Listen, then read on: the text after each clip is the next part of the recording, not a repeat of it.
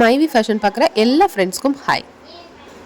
கோல்டோட விலை பார்த்தீங்க அப்படின்னா நாளுக்கு நாள் ஏறிக்கிட்டே இருக்குது. அப்படி இருக்க பட்சத்தில் நம்ம எப்படி நகையை சேர்க்கறது? ஒரு கிராமோட ரேட்டே பயங்கரமாக ஏறிடுச்சு. இந்த சுச்சுவேஷனில் நம்ம எப்படி 10 வருஷத்தில் 50 பவுண்ட் சேர்க்கலாம் அப்படிங்கிறத இந்த வீடியோவில் பார்க்கலாம். ஸோ நீங்கள் ஒரு கோலாக எடுத்து எதையும் ஃபிக்ஸ் பண்ணி பண்ணால் மட்டும்தான் பண்ண முடியும். ஸோ எப்படி அப்படிங்கிறத நான் இந்த வீடியோவில் சொல்லியிருக்கேன். வீடியோவை ஸ்கிப் பண்ணாமல் ஃபுல்லாக பாருங்கள்.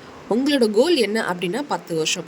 ஸோ 10 வருஷத்தில் நம்ம சேர்க்க போகிற நகையோட அளவு பார்த்தீங்க அப்படின்னா 50 பவுண்ட். இப்போ 10 வருஷத்துக்கு நீங்கள் 50 பவுண்ட் சேர்க்கணும் அப்படின்னா ஒரு வருஷத்துக்கு கண்டிப்பாக கம்பல்சரி நீங்கள் 5 பவுண்ட் கண்டிப்பாக சேர்த்தாகணும். 5 to 6 அப்படின்னு வச்சா தான் நீங்கள் ஏதாவது ஒரு இடத்துல தடங்களாக இருந்துச்சு, சேர்க்க முடியாத பட்சமாக இருந்தது அப்படின்னா அதை ஈக்குவலைஸ் பண்ண முடியும்.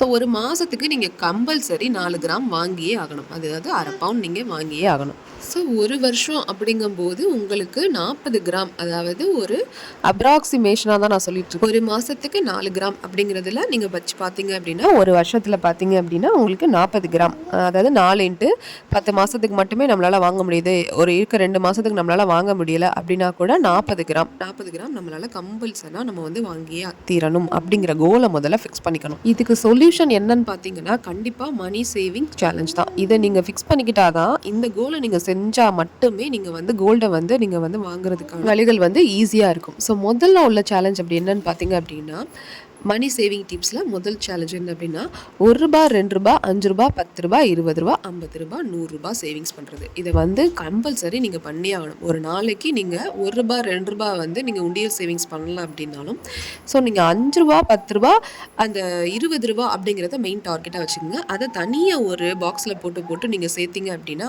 அதை நீங்கள் டிஜிகோல்டில் சேவிங்ஸ் பண்ணுறதுக்கு உங்களுக்கு யூஸ்ஃபுல்லாக இருக்கும். அடுத்ததாக பார்த்தீங்கன்னா செகண்ட் ஒன்று என்ன அப்படின்னா கோல்டு சிட் போடுறது. நீங்கள் ஏதாவது நல்ல நம்பிக்கையான நகைக்கடையில் கோல்டு சிட்டை ஸ்டார்ட் பண்ணுங்கள்.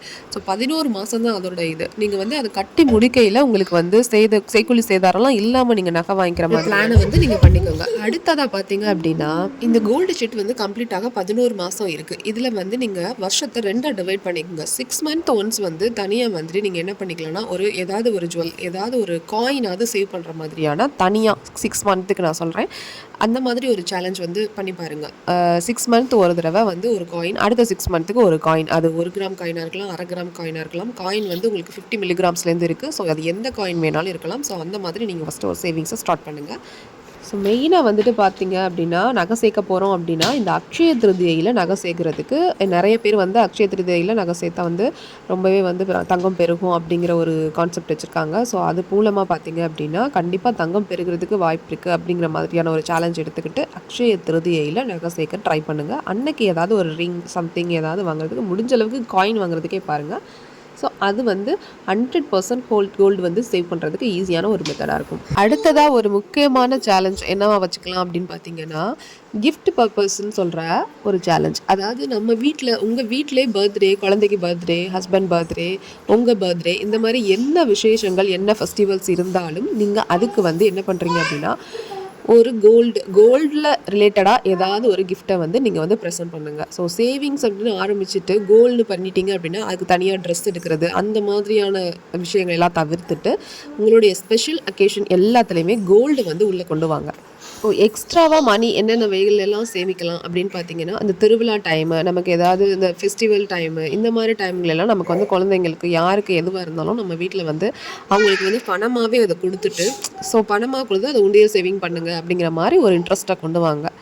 அடுத்ததாக பார்த்தீங்க அப்படின்னா ரொம்ப ரொம்ப முக்கியமான சேவிங் நம்மளுடைய பேசிக் சேவிங் உண்டியல் சேவிங். இதில் காயின்ஸ் நீங்கள் சேர்க்கறது மூலமாக நீங்கள் டிஜிகோல்ட் சேவிங்ஸை நீங்கள் பண்ணிக்கலாம். ஸோ காயின்ஸ் எல்லாம் நீங்கள் கலெக்ட் பண்ணிவிட்டு அதுக்கப்புறமா அதை ஒரு அமௌண்ட்டாக மாற்றி அந்த அமௌண்ட்டை நீங்கள் என்ன பண்ணிக்கலாம் அப்படின்னா டிஜிகோல்டில் மாற்றி போட்டுக்கலாம். ஏன்னா ₹100 நம்மளால் தங்கம் வாங்க முடியும் அப்படிங்கிறதுனால நம்ம அதை அந்த பர்பஸை நம்ம யூஸ் பண்ணிக்க முடியும். தங்கம் சேமிக்கிறதுலே ஒரு ரொம்ப ரொம்ப முக்கியமான ஒரு சேவிங் டிப்பு இதுதான். ஃபைனலாக சொல்ல போகிற இந்த டிப் தான் கோல்டு லோன். அதாவது கோல்டு லோன் நம்மக்கிட்ட இருக்கிற நகையை கொண்டு போய் பிளச் பண்ணிவிட்டு அதுக்கப்புறமா கோல்டில் பேங்க்கில் லோன் வாங்கி கோல்டுக்குன்னு லோன் வாங்கி அதில் எவ்வளோ நகையை வாங்க முடியுமோ அந்த நகையை வாங்கணும். ஸோ அந்த நகைக்கு சரியான வட்டியும் கட்டணும். அதிகப்படியாக நீங்கள் செய்கூலி சேதாரம் கொடுத்தும் அந்த நகையை வாங்கிடக்கூடாது, வாங்க போகிற புது நகையை. ஸோ இந்த விஷயங்களை கொஞ்சம் கவனத்தில் வச்சுக்கிட்டு நீங்கள் கோல்டில் பிளச் பண்ணி நீங்கள் நகை வாங்குறீங்க அப்படின்னா அதுதான் பிக்கஸ்ட் சேவிங்காக உங்களுக்கு இருக்கும். ஸோ ஏன்னா நாளுக்கு நாள் தங்கத்தோட விலை ஏறிக்கிட்டே தான் இருக்க போகுது. போது எனக்கு தெரிஞ்ச வரைக்கும் குறையவேறதுக்கு வாய்ப்பே இல்லை. ஸோ இந்த மாதிரி யோசிக்கிறீங்களா நீங்கள்? ஏதாவது நீங்கள் பண்ணணும், ஒரு 10 வருஷத்தில் டார்கெட் பண்ணி ஏதாவது ஒரு கோல் ஃபிக்ஸ் பண்ணி பண்ணணும் அப்படின்னு நினைக்கிறவங்களுக்கு இந்த கோல்டு லோன் வந்து நீங்கள் வந்து ஜுவல்லை வந்து ப்ளஷ் பண்ணி வாங்குறது ரொம்பவே சூப்பரான சேவிங் மெத்தட். அடுத்ததாக சொல்ல போகிறது வந்து பேப்பர் கோல்டாக வாங்கலாம். நீங்கள் டிஜி கோல்டு, டிமேட் அக்கௌண்ட் இது மாதிரிலாம் வாங்கி ஆர்டி போட்டு அந்த மாதிரிலாம் போட்டு அதுலேருந்து ஒரு இன்ட்ரெஸ்ட் எடுத்து நீங்கள் பண்ணலாம். இன்வெஸ்ட்மெண்ட் பர்பஸ்க்காக எனக்கு வேணும், இன்வெஸ்ட்மெண்ட் பர்பஸ்க்காக மட்டும்தான் நான் நகை வாங்குறேன் அப்படின்னா உங்களோட பெஸ்ட்டு சேவிங்ஸ் மெத்தட் என்னன்னு பார்த்தீங்கன்னா டிமேட் அக்கௌண்ட்டாக வந்து ஓப்பன் பண்ணி நீங்கள் வந்து கோல்டை வந்து சேவ் பண்ணுறது தான். இன்றைக்கி பார்த்தீங்க அப்படின்னா ஒரு 10 வருஷத்தில் 50 பவுனை எப்படியெல்லாம் சேர்க்கலாம் அப்படிங்கிற ஒரு டார்கெட் பண்ணி உங்களுக்கு வந்து ஒரு கோலாக வந்து இந்த வீடியோவை நான் ஷேர் பண்ணியிருக்கேன். உங்களுக்கு இந்த வீடியோ பிடிச்சிருக்கு அப்படின்னா லைக், கமெண்ட் பண்ணுங்கள்.